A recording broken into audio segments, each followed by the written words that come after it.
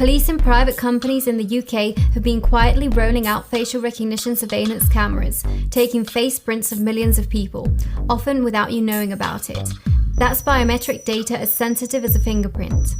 This dangerously authoritarian surveillance is a threat to our privacy and freedoms, and it needs to be stopped. But what is facial recognition surveillance anyway? Facial recognition surveillance cameras scan all the faces they can see in a crowd to check people's identity against a database in real time. This works by rapidly creating a biometric face print of your face, sensitive data that uniquely identifies you, much like a fingerprint, and comparing this for similar matches on a database. Now, these databases have been built from different sources, including CCTV images, the police's enormous database of 19 million custody images, which includes many thousands of photos of innocent people, police intelligence databases, including innocent people with suspected mental health problems and political campaigners. But the possibilities are endless. Some facial recognition companies even claim to check faces against internet data in real time, scanning social media sites like Facebook and Instagram to identify any profiles associated with you. Facial recognition cameras often look like normal CCTV cameras. They're anything but. Without your consent and often without your knowledge, they subject everyone within view to a biometric identity check. Live facial recognition in public spaces is a mass surveillance method and a huge expansion of the surveillance state.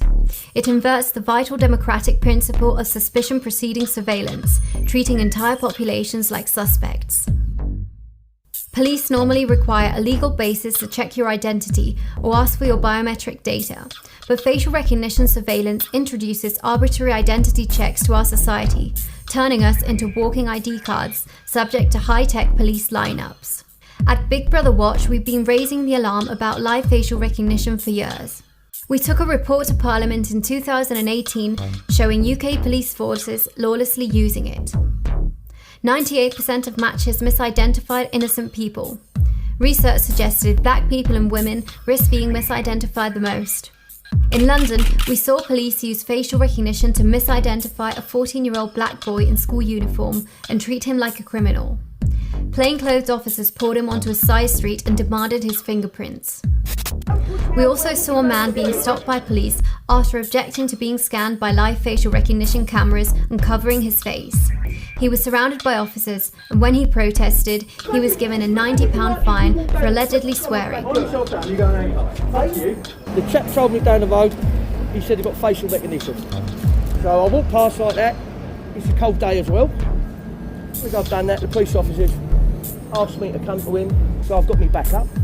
I said to him, off, basically.